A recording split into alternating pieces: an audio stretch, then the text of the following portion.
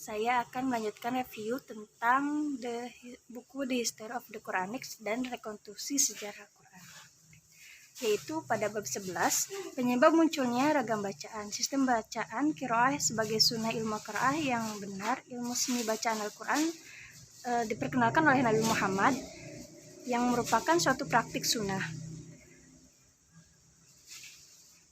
Penyebab utama munculnya banyak atau multi bacaan, varian beragam bacaan.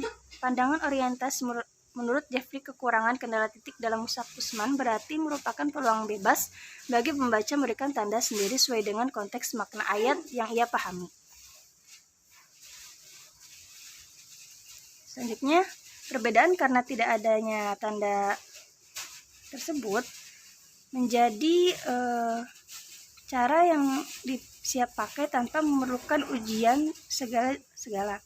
Penyebab kedua yang mengakibatkan banyak multifator bacaan varian beragam itu tahap pembentukan perjanjian lama dan perjanjian baru terjadi dalam waktu yang penuh perubahan. Keadaan politik waktu itu menjadikan dua teks benar-benar acak-acakan. Upaya meniru secara tepat tentang perilaku kejahatan ini ke dalam teks Al-Quran.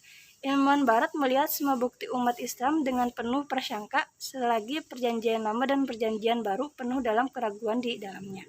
Selanjutnya kita ke bab 12 tentang metode pendidikan Muslim. Pembahasan secara mendasar mengenai metode pendidikan umat Islam dirasa perlu sebuah ilmu yang unik dan tidak ada yang menyaingi hingga hari ini, serta amat penting dalam pemeliharaan Al-Quran dan Sunnah berlandaskan iman dan sesuai dengan kehendak Allah, yang artinya sesungguhnya kami telah turunkan Al-Quran dan kami akan memeliharanya.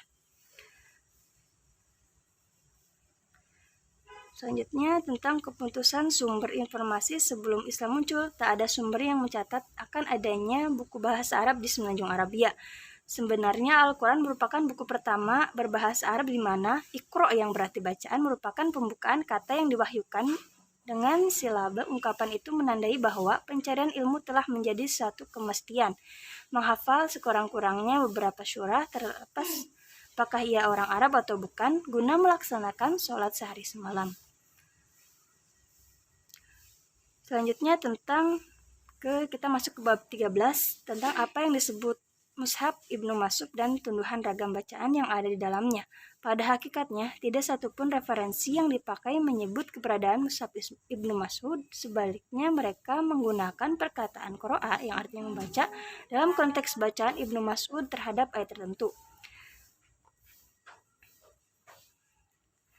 Selanjutnya yang kedua, di sini terdapat bantahan menganggap bahwa di sini terdapat bantahan spontan. Yang pertama, karena mereka tidak pernah menyatakan bahwa Ibnu Mas'ud membaca dari naskah tertulis, maka kita dapat mudah menganggap bahwa ia membaca melalui hafalannya. Yang kedua, hal ini karena Jeffrey sama sekali tidak memiliki isnad yang menyulitkan untuk dapat diterima karena sumber itu tidak menawarkan sesuatu kecuali fitrah.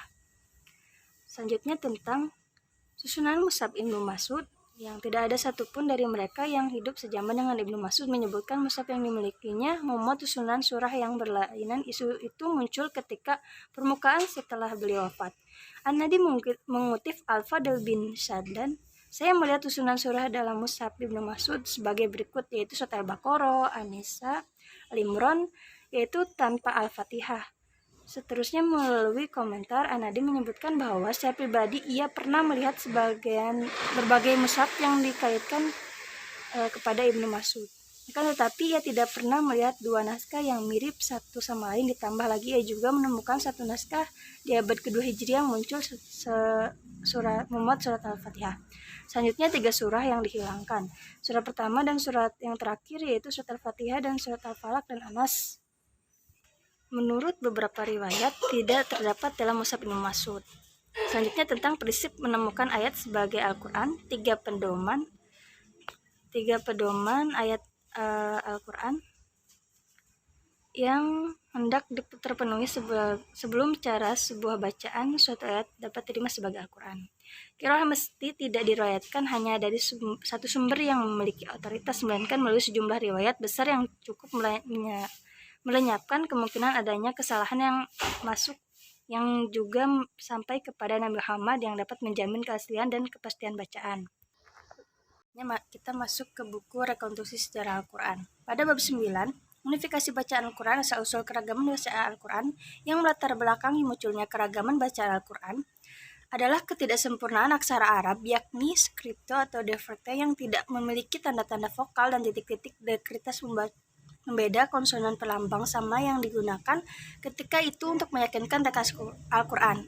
Karena salinan-salinan mushaf yang dikirim Utsman ditulis dalam skripto detektif, maka masyarakat di tiap wilayah itu tetap membaca mengikuti bacaan yang mereka pelajari dari para sahabat Nabi.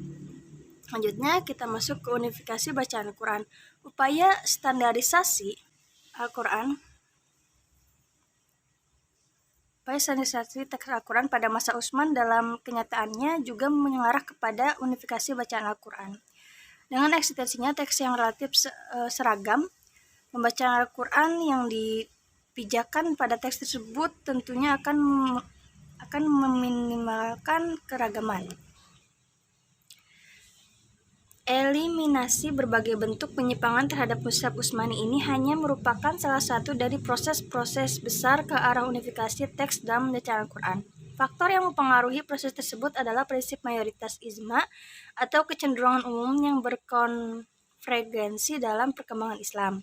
Selanjutnya kita ke bab penutup. Al-Quran diwahyukan dalam suatu situasi kesejarahan yang konkret.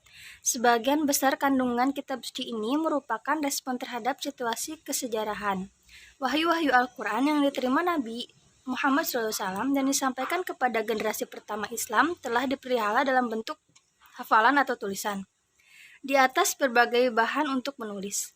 Di antara mushaf-mushaf Al-Quran yang awal terdapat 4 mushaf sahabat, yaitu mushaf Ibnu Mas'ud, Ubay ibnu Ka'ab, Abu Musa al-Asy'ari, dan Miqdad ibnu Aswad yang menjadi rujukan Muslim setelah wafatnya Nabi hingga beberapa saat setelah kodifikasi Utsman bin Affan.